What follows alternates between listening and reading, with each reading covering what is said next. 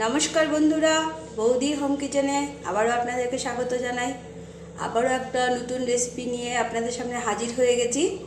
তা আপনারা নিশ্চয়ই দেখতেই পাচ্ছেন স্ক্রিনে, এগুলো হলো মকা মাছ বলে, অনেকে বলে মুরলি মাছ। এগুলো একটু সাইজে ছোট ছোট। তা এগুলোর একটা রেসিপি আমরা বানাবো। তার জন্য আমি এখানে 2 চামচ সর্ষে নিয়ে নিয়েছি। সর্ষেটা আমি অল্প লবণ দিয়ে আর হালকা গরম জল দিয়ে ভিজিয়ে রাখবো। আর মাছটার মধ্যে কিছু মশলা আমি মেখে নিব। পুরো পেঁয়াজটা আমি মাছে দেবো না, আমি অল্প একটু মাছের মধ্যে দিয়ে মাখবো, বাকিটা আমি কড়াইয়ে তেলের মধ্যে দিব। এখানে অল্প একটু দিয়ে দিলাম আর দিয়ে দিচ্ছি এখানে কিছু, এখানে আমি 5 কোয়া রসুন আমি এইভাবে থেতো করে নিয়েছি, আমি পুরো পেস্ট করে নিই এটাও আমি এর মধ্যে দিয়ে দিচ্ছি। এখানে হলুদ গুঁড়ো, আমি একবারে এগুলো মশলা দিয়ে মাখবো মাছটাকে। দিয়ে দিচ্ছি লঙ্কা গুঁড়ো, 2 চামচ লঙ্কা গুঁড়োও দিলাম। না, এটা একটু ঝাল না হলে খেতে ভালো লাগবে না, কাঁচা লঙ্কাও দিব অবশ্যই, একটু লবণ লাগবে না। দিয়ে দিচ্ছি এখানে পরিমাণ মতো লবণ। এবার আমি এগুলোকে ভালো করে মাখিয়ে নিব, খুব হালকা হাতে, যাতে মাছ ভেঙে না যায়। যেহেতু মাছের সাইজগুলো একটু ছোট সাইজ আছে, তার জন্য ছোট সাইজের যখন এই মকা মাছগুলো আসবে তখন এরকমভাবে বানাবেন আপনারা বাড়িতে, খুব ভালো লাগে খেতে পাতলা মুসুরির ডালের সাথে। এভাবে দেখুন হালকা হাতে আমি মিক্সড করে নিলাম। এখানে আমি অর্ধেক টমেটো, পুরোটা দিইনি, অর্ধেক টমেটোটা পেস্ট করে নিয়েছিলাম, সেটাও দিয়ে দিলাম। দিয়ে এবার আমি আবার ওইটাকে মিক্সড করে রাখছি। এবার আমি গ্যাসে কড়াই বসিয়ে দিয়েছি গরম হওয়ার জন্য, কেননা কড়াইটা খুব ভালো গরম হতে হবে। আমি কড়াইয়ে তেল দিয়ে দিচ্ছি। কড়াইটা তেলটা ভালো গরম হতে হবে, খুব ভালো গরম, যাতে মাছ লেগে না যায়, সেজন্য খুব ভালো গরম হতে হবে। সেজন্য আগে আমি একটু কড়াইটা বসিয়ে রেখেছিলাম, একটু গরম হয়েছে, এখন তেলটা দিয়ে দিলাম। মাছ অনুযায়ী আপনারা তেল দিবেন। তেলটা খুব ভালো গরম হয়ে গেছে। এবার আমি পেঁয়াজগুলো দিয়ে দিই। আমি অল্প একটু পেঁয়াজ মাছের সাথে মেখেছিলাম, বাকি পুরোটাই আমি কড়াইয়ে তেলের মধ্যে দিয়ে দিলাম। তেলটা আমি হাই রাখবো এখন।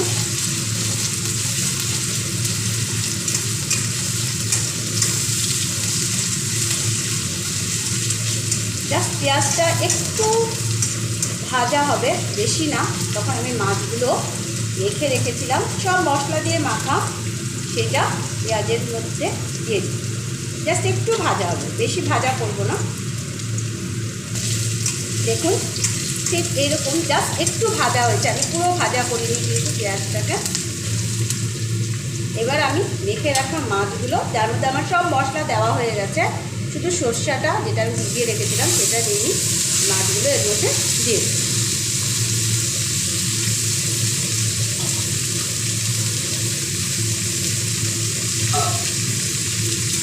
মাছগুলো এবার ছড়িয়ে দিতে হবে, খেয়াল রাখতে হবে যাতে ভেঙে না যায়।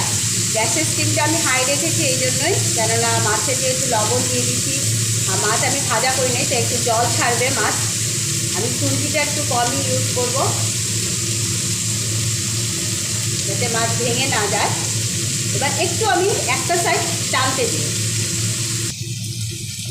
ঠিক এই পর্যায়ে আমি এখানে অর্ধেক ক্যাপসিকাম, সেটাও দিয়ে দিচ্ছি এইভাবে ছড়িয়ে।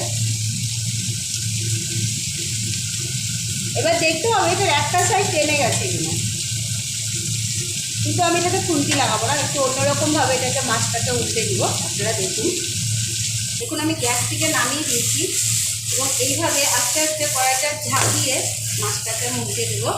খুন্তি লাগাবো না, যাতে মাছটা ভেঙে না যায়, সেই জন্য আমি জাস্ট খালি কড়াইটাকে ধরে আস্তে আস্তে ঝাঁকিয়ে উল্টে দিলাম মাছটাকে। কেননা মাছগুলো ছোটো, খুন্তি দিয়ে উল্টাতে গেলে ভেঙে যাবে, তাই। আর গ্যাসের স্টিমটা আমি ফুল রাখবো, কেননা মাছের জলটা টানতে হবে।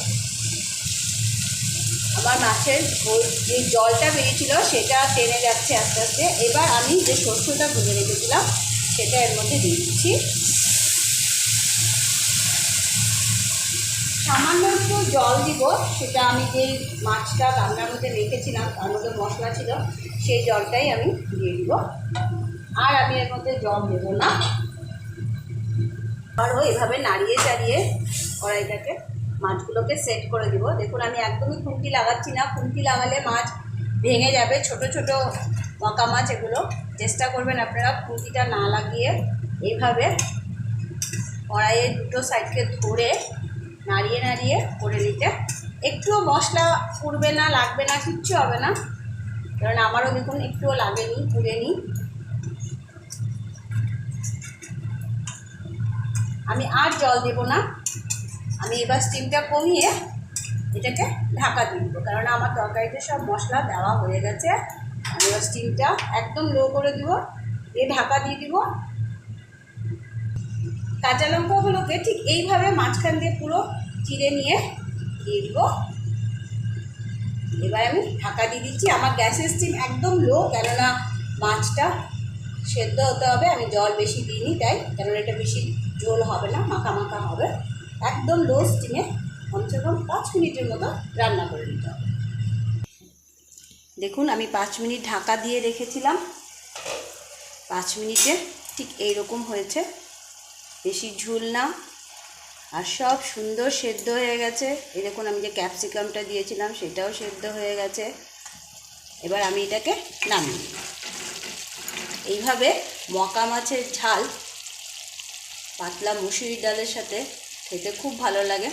ছোটো ছোটো মাছ হলে কাটতে একটু সময় লাগে, বাট বানালে এই ধরনের তরকারি সবাই খুব আরাম করে খায়।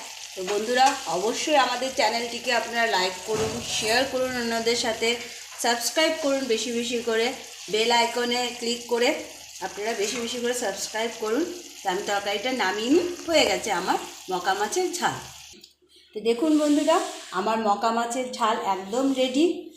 অবশ্যই বাড়িতে আপনারা এটা ট্রাই করবেন, খেতে দারুণ হয় এটা পাতলা মসুরি ডালের সাথে। অবশ্যই এই মকা মাছের ঝালটা আপনারা ট্রাই করবেন। তো বন্ধুরা, আজকে এতটুকুই, ধন্যবাদ।